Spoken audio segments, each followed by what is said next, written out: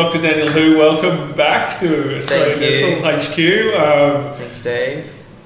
8 years with us? I was just thinking, I really enjoyed it. Yeah, I think it's 2016. 2016. Or yes. 17, yeah. So long, very long term dentist with our group, which we're deeply appreciative of. Thank you. But big news, you bought a clinic of your own. Correct, yes. So tell us about that. Tell us about that practice. So I bought this clinic end of January, start of February, I took over, and then we've just rebranded. So what's the brand? It's called HD Dental Studio. HD Dental Studio. Nice. Okay. So cool. It's been a journey, and how the program has helped, or how Australia Dental has helped a lot, is just, I guess, throughout the years working for you and working for the group, I've learnt a lot from not just being a dentist, but the business side. Just observing it. Observing it, seeing your growth as well, and the clinic's growth. Yeah, I've changed at that time a lot. Definitely, your management style, the way you sort of run the clinic.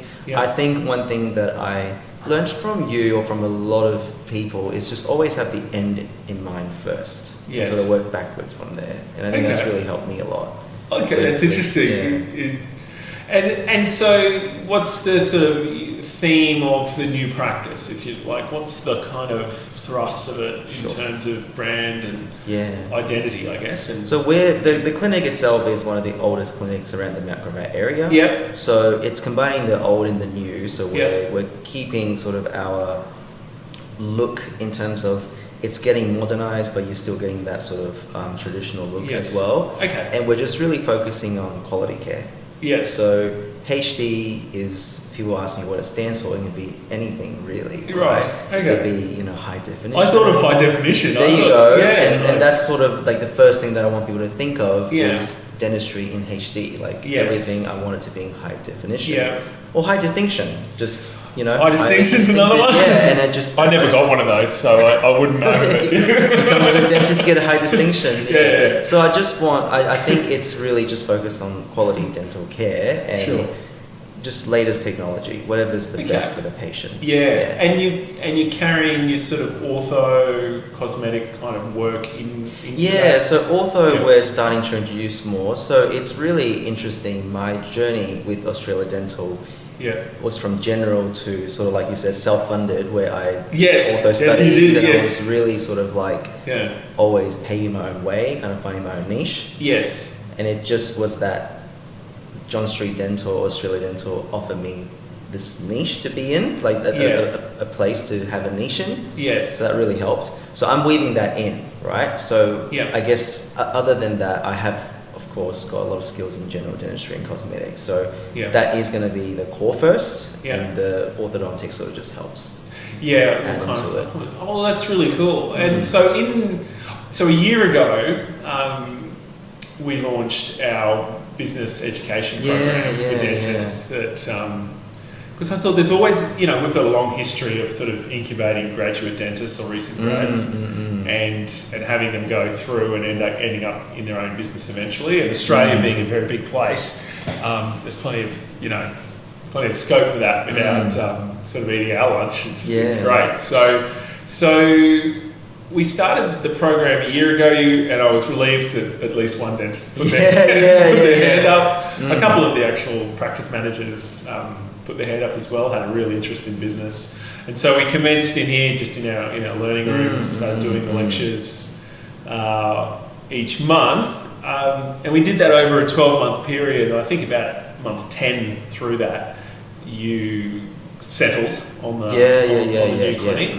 How has that proven useful? Like, I guess for me, my own curiosity, did it hit the mark in making you more familiar with things that you wouldn't expect otherwise in that first year? Because it can be a bit of a shock to the system. Well, there's many, I guess there's it's definitely helpful. So I guess what I'm trying to get at is, there's varying degrees in which it helped me, right? Yeah, sure.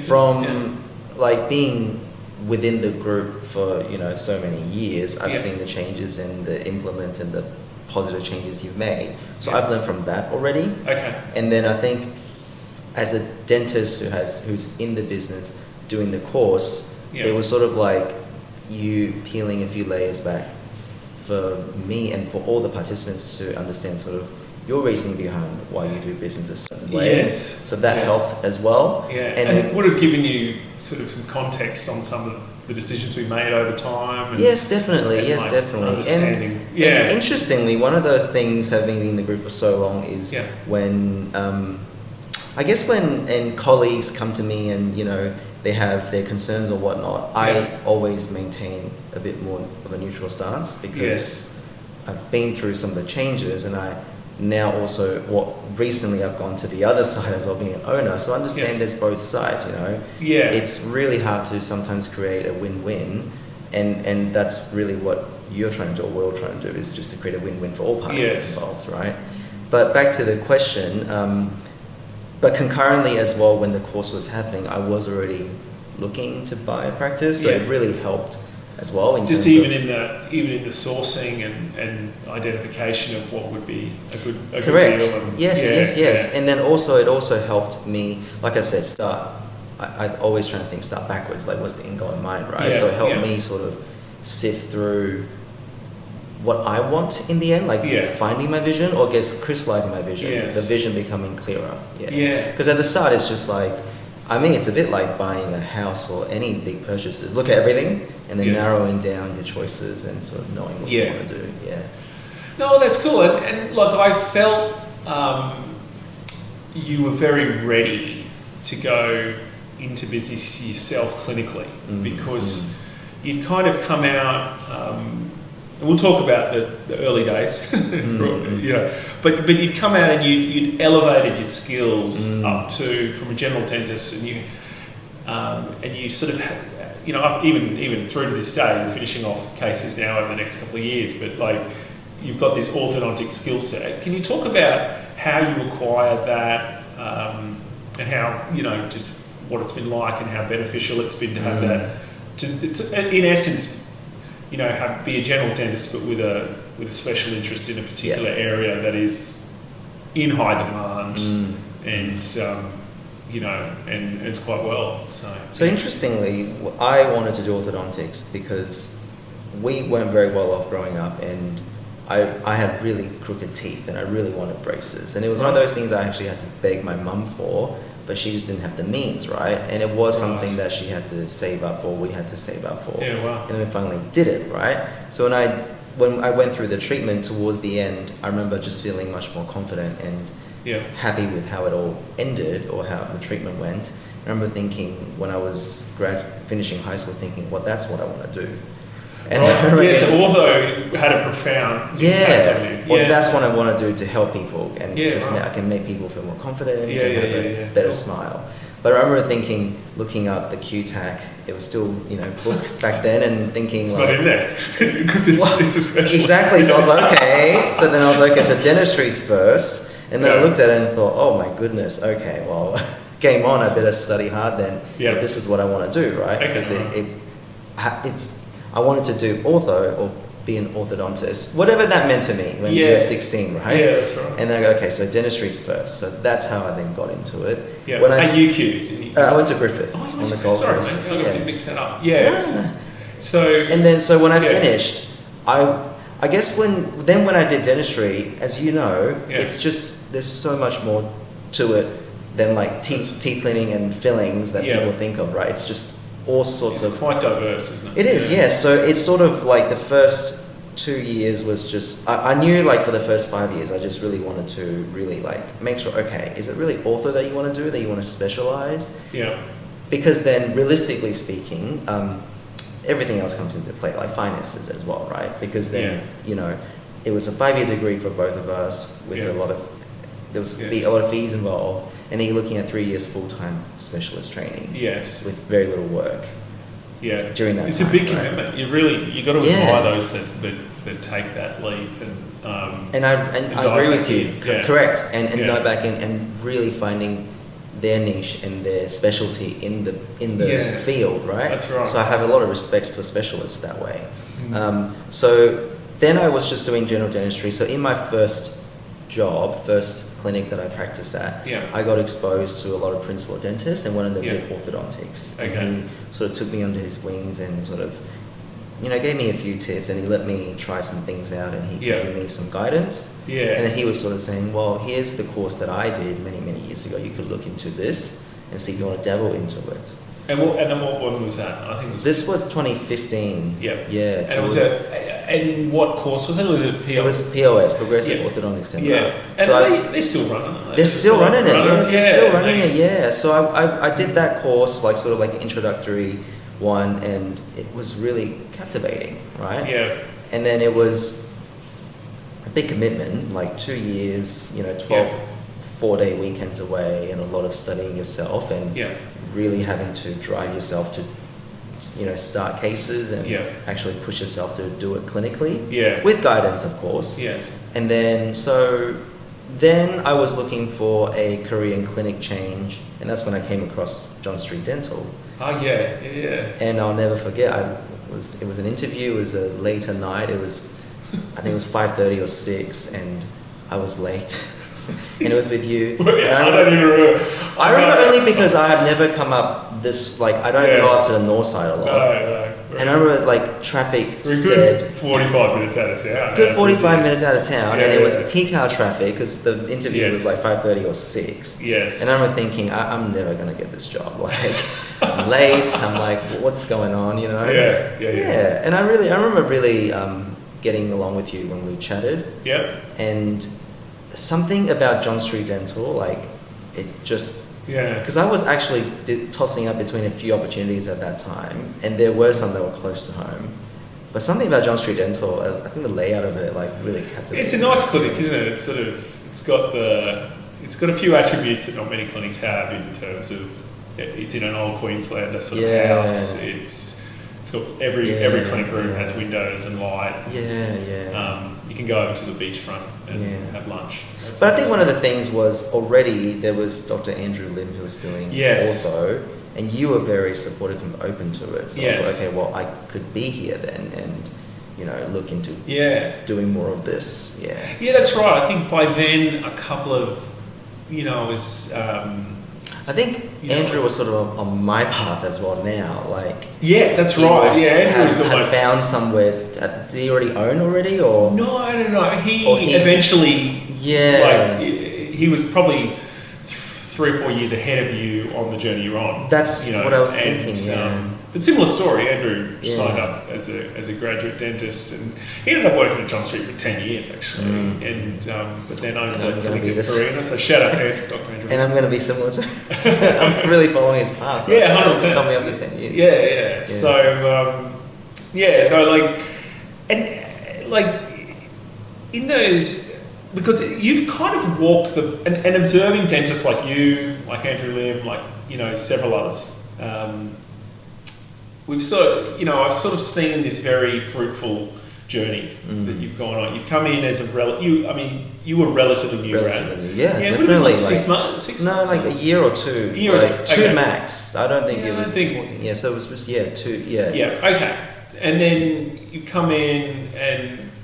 I think at that stage we didn't have the graduate education program happening, so it was probably just me sharing, my knowledge a little bit. But we've fought, sort of a souped up version of that we now offer, and it's been going well for the new grads, getting them together, giving them lectures. In that second or third year with us, you were like, I'm going to get this specialist skill set. And I shouldn't say specialist, I should say generalist. General with special interests. And that seemed to go really well. Like, it seemed you took to it, you obviously dedicated yourself to it. And by then I think we had maybe 3 clinics, and we could feed a lot of the orthodontic work to you. Yes, I think 3 clinics, and maybe this one was on the horizon as well. It all blends into one. It all blends into one, But I mean, there were in all fairness as well. There's also, like, it takes 2 for it to work, right? Like, your business allowed me to sort of consolidate it all together to make it into sort of one centralized place within the group. That's right. We can kind of refer all the ortho from the other practices into. And in some you dabbled at a few other clinics too. I did, yeah. In the end, just the setup and everything, it's easier to centralise. It was easier for both me and the clinic, right? So instead of transporting things or 5 sets of instruments in 3 different clinics. But I think in some odd ways, it also meant it provided some younger dentists or practitioners some sort of security if they were to start ortho, there's someone to fall back on. Yeah, that's right. We were it was great to have Andrew there as a support, as a mentor to you, and because then over the years I have then also and you've done the same, haven't you? Other people's cases if they've left or they're getting stuck. So it's been good that way. It's good. I think a few people have commenced ortho training, but definitely. There's a couple of the new grads who've expressed a real interest in ortho. So, I mean, one of the things we've evolved to do now in terms of like looking at your journey, it's a very prosperous journey. So sort of like the question became like, how do we accelerate that? So now I think, if you were to start again, like today, or if you'd have gone through, we would actually fund that POS degree. And so we've got a couple of dentists doing implantology and ortho, and we fund it. And that's going well too. That's sort of re-engaging them in years sort of 2, 3 and 4, giving them this whole new basket of skills. We can sort of use the spread of the group across the soon-to-be 6 practices. I think part of everyone's story is going to be different, right? Yeah. But I feel like I agree with you on paying for their education and stuff, but sometimes that you need people to have a stake in something. You know, I agree. I think it's a bit tricky because I've heard that, and then I thought, but the reason why I stuck out for as long as I did was it's not. I don't mean it as this, but it's almost like you get a sunk cost fallacy, right? I've invested so much into it.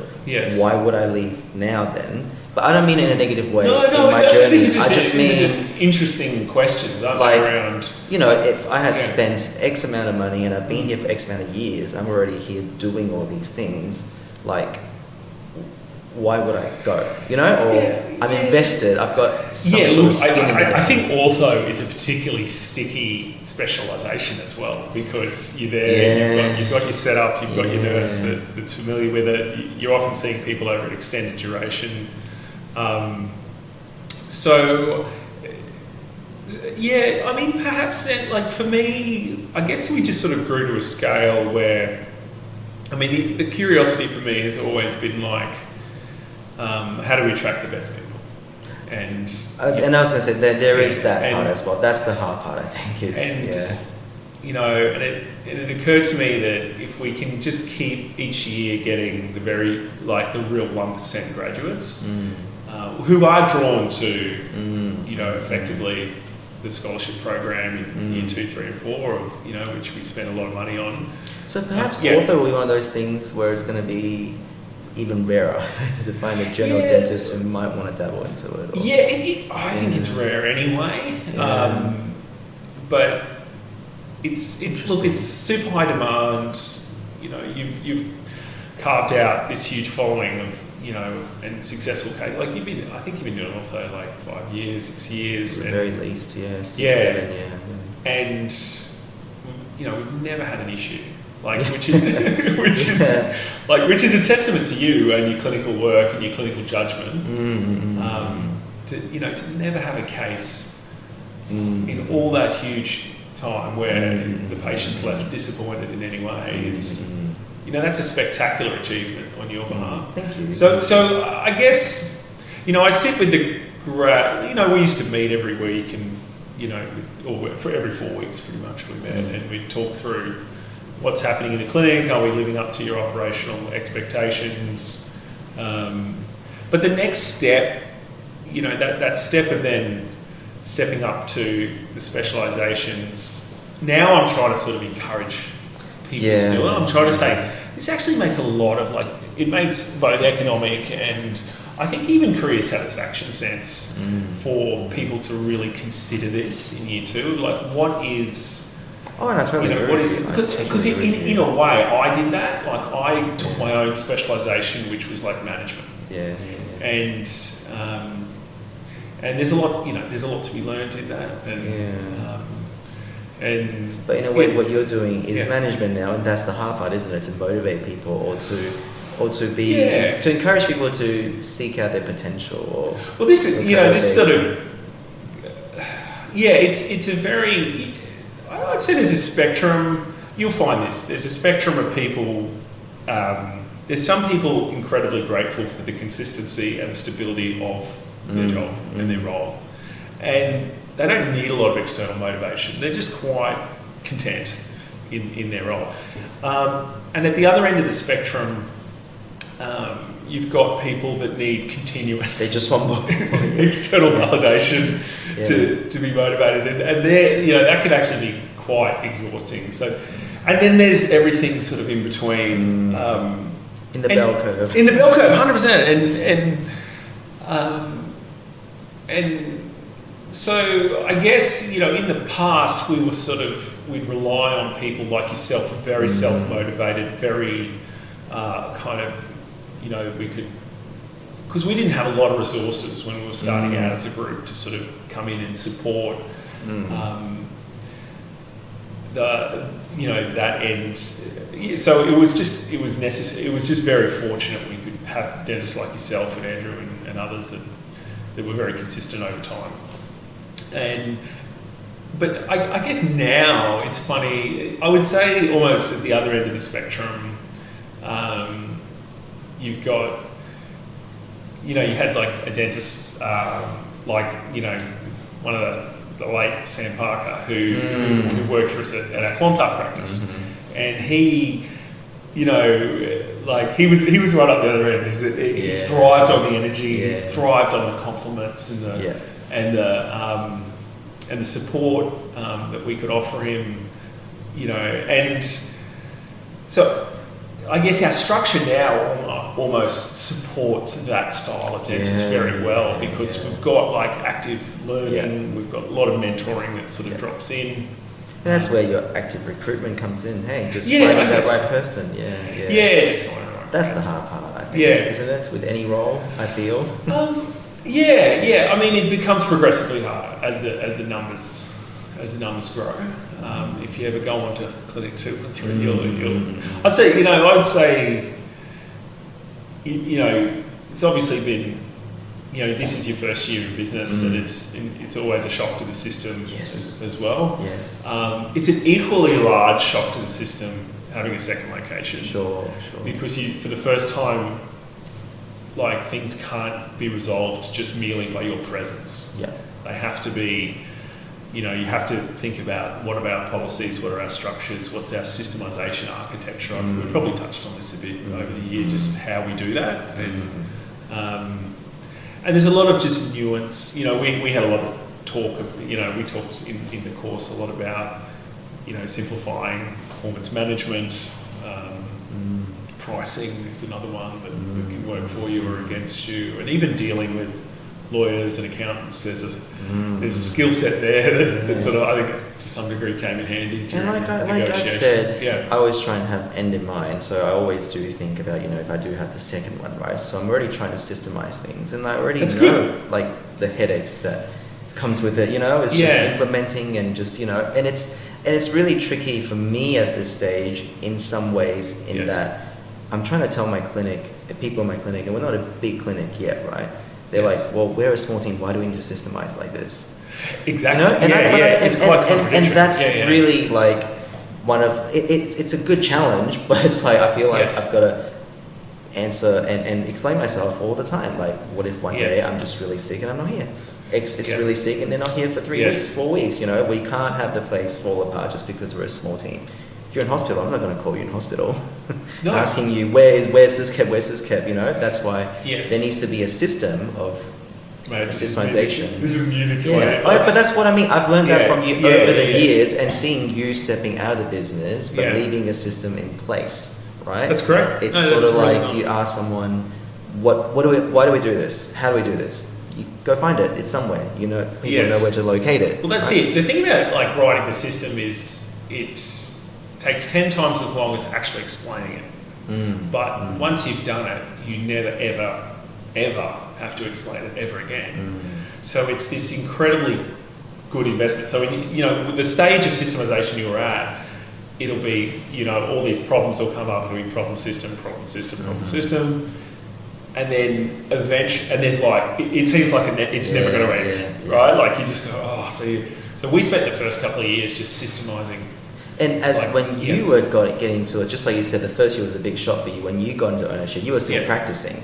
So you also understand, the hecticness of it all, right? You're trying to see patients, and then this is happening. You're trying to systemize things. It's just like everything's coming at you.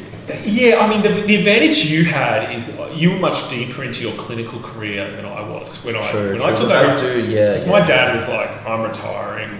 I'm out, and I was only 18 months in, and I was like, just full of confidence. I went, how hard can it be? And so, but also had a team with a lot of existing goodwill that thankfully I really got on with, and many of them are still there now, which is an awesome testament to the dental assistants. And you think about Cheryl, Haiti, Fakita, like they're all pretty much there on day one. So, and 10 years later with me, and they're still, some of them are celebrating the 29 and 30 years at John Street, so that's pretty cool. A cool achievement. And so I always knew clinically, I kind of was like grieved, and I also wasn't as clinically passionate. I was passionate enough to deliver. Like I had I'd lose sleep over not delivering for people. But in terms of like that additional clinical learning, I attempted it. But it's funny. It's like when something isn't, you can't bluff a passion for something. And I logically should have had a passion for some clinical specialisation. That struck me as logical, and I kind of wanted to, because I thought this is a good pathway. But I'd sit down at the courses and I just couldn't take it in for some reason. It's like, and then, but yet, my wife gave me a book, The 4-Hour Work Week by Tim Ferriss, and I was just like, just inhaled the whole thing, absorbed it, implemented it. So, it's funny, And it's fun. I look at the economic outcomes of the people that have pursued that area of curiosity and interest that just comes naturally to them, and they're all doing incredibly well. Whether it's, we've got Juan next door doing all on 4 and just absolutely going superbly well. Yourself, there's just been any number of the dentists, and I would put myself in that category too, just like, if you really dive into it, and it's nice, once you sort of, a bit like you mentoring the young grads in ortho, and you did some work at uni too, didn't you? Well, that's the other thing is, how you said you were very green in your clinicals, you just went into ownership. I think one of my fears or hesitancy was always surrounding my clinical skills, not feeling like I'm clinically ready enough. Whatever that means, right? And that's really personal. But then, it's funny now that I'm 10 years on being a dentist. I have a lot of colleagues like yourself who went into it really early, 12 months, 18 months, 3-4 years, right?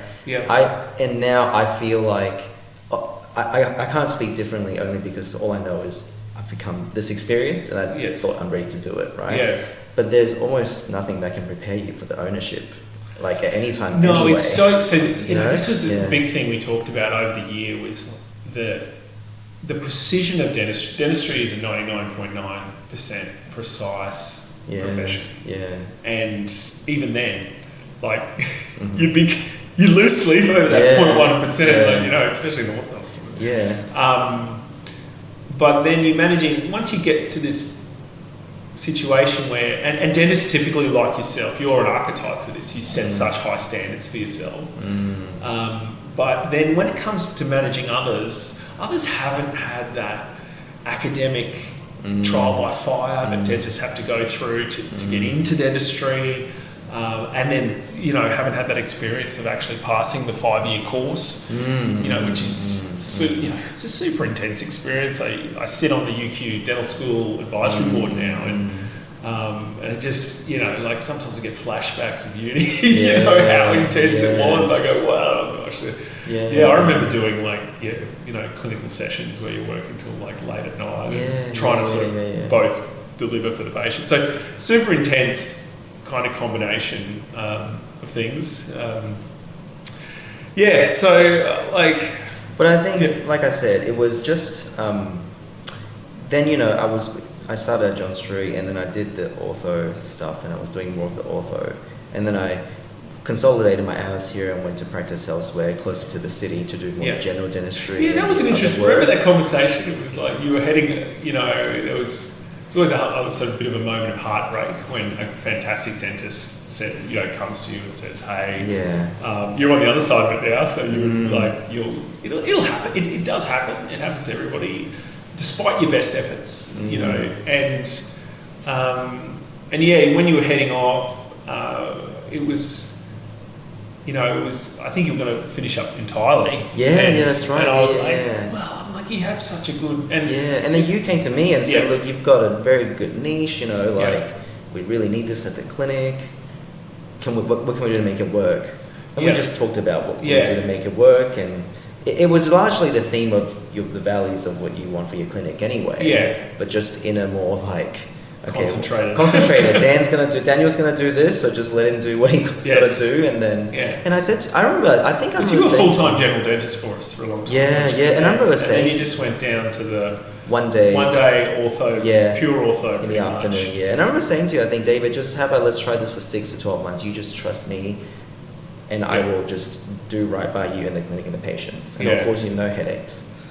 Mate. And I think that's what then really worked too then, right? Because then I remember you saying, well then, okay Daniel, I'm not going to focus on you for the next 6 to 12 months, and that was wasn't that an interesting thing too, because we typically, at that time I was the general manager, I was in Anita's role where we would meet every 4 weeks, and I was having some pretty lengthy meetings with the dentist. I'd have an hour with each dentist. I was probably, in essence, I look back and I was probably over-managing a lot of the dentists, and some of those meetings are sort of much more concise these days with Anita operates, but and that's the thing you learn from trial and error. That was it, right? And I sort of took, at one point I took the dentist's feedback. I think they all wrote me a letter, what I mean, and said here are things we would really like to change. And one of them was, can we make the meetings not an hour? And I'm like, okay, fair enough. So that was an interesting experience, and but in that it was, given that you were dropping to a day a week, I knew your clinical skills were like totally reliable. I don't think we actually even had a meeting for we didn't have a meeting for a very long time. For like 6 months maybe. Maybe 9 months. And it was really just emails here and there, or a quick phone call if anything. And that's carried on with Anita as well.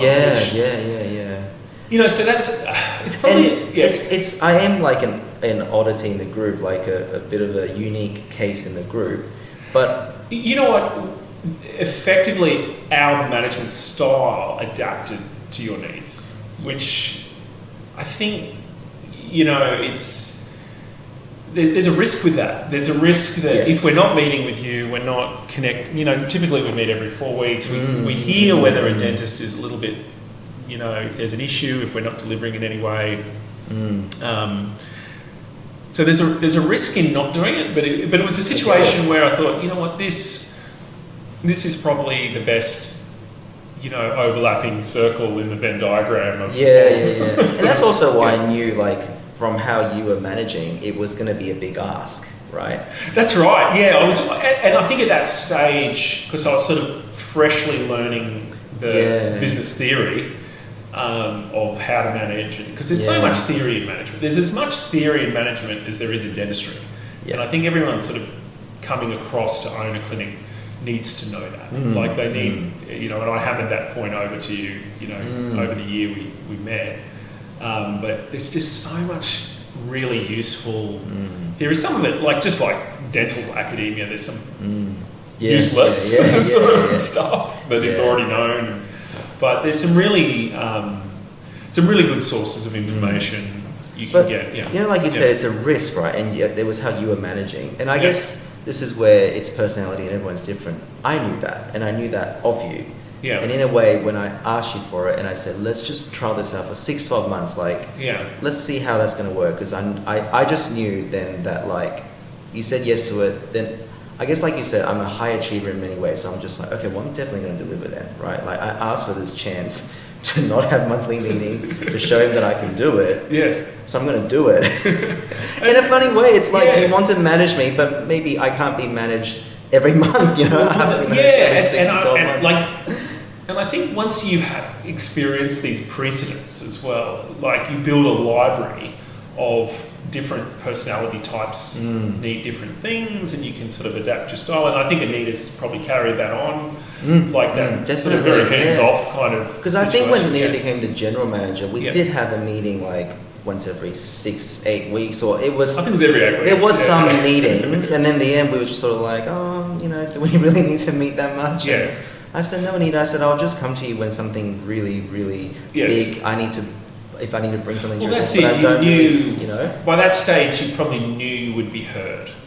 And there's that as well, I think. Yeah. And if I were to bring something on a couple up, of occasions, you really were. You know, you informed us of you know, some other clinicians that went up to it, and we moved them on. You know, because I don't come to you guys much, so you do know once in a while when I do come forward with something, it's like, oh, I've been seeing it for a while, or something's really caught my attention. Yeah. So I know it's look, I guess anyway, I just sort of want to say continue to wish you luck with thank you. The new practice HD. Yes, HD. HD, and we'll be filming in HD today. So and just thank you for the 8 years you put in with us, and congratulations on your journey. And you know, any young dentist keen for a great mentor, I'd say they should jump in with you as well. Yes, please come and have a chat with me. Come and have a chat. Come and have a chat with us too. Yes, please. And